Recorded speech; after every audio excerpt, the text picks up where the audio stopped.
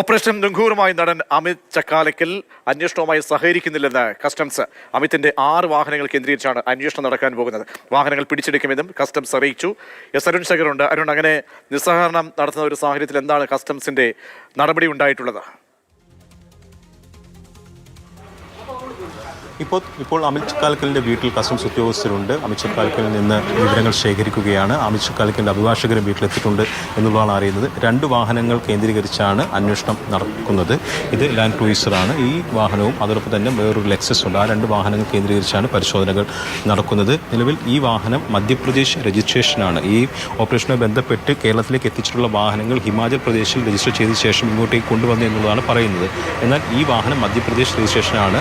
ഇതും സമാനമായി ഭൂട്ടാനിൽ നിന്ന് ഇന്ത്യയിലേക്ക് വിരുദ്ധമായി കൊണ്ടുവന്നതാണോ എന്നുള്ള കാര്യങ്ങൾ പരിശോധിക്കുന്നതിൻ്റെ പേപ്പറുകളൊക്കെ അമിത്തിനോട് കസ്റ്റംസ് ചോദിച്ചിട്ടുണ്ട്. അതോടൊപ്പം തന്നെയാണ് 2ാമത്തെ വാഹനമായ ലെക്സസിൻ്റെ വിഷയമെന്ന് പറയുന്നത്, ഇവർക്കൊരു വർക്ക്ഷോപ്പുണ്ട്. ആ വർക്ക്ഷോപ്പിൽ മോഡിഫിക്കേഷന് വേണ്ടി കൊണ്ടുവന്ന വാഹനമാണ് ലെക്സസ് എന്നുള്ളതാണ് അമിത് ചക്കാലക്കൽ കസ്റ്റംസിനോട് പറഞ്ഞത്.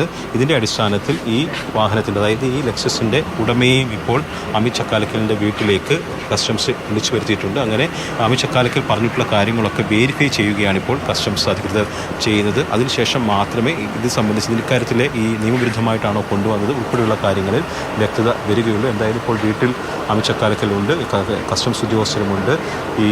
ഇദ്ദേഹം പറഞ്ഞിട്ടുള്ള കാര്യങ്ങൾ 2 കാര്യങ്ങളുണ്ട്. ഒന്ന്, ഈ ലെക്സസുമായി ബന്ധപ്പെട്ടാണ്. ലെക്സസ് തൻ്റെ വർക്ക്ഷോപ്പിലേക്ക് മോഡിഫിക്കേഷന് വേണ്ടി കൊണ്ടുവന്ന വാഹനമാണ്.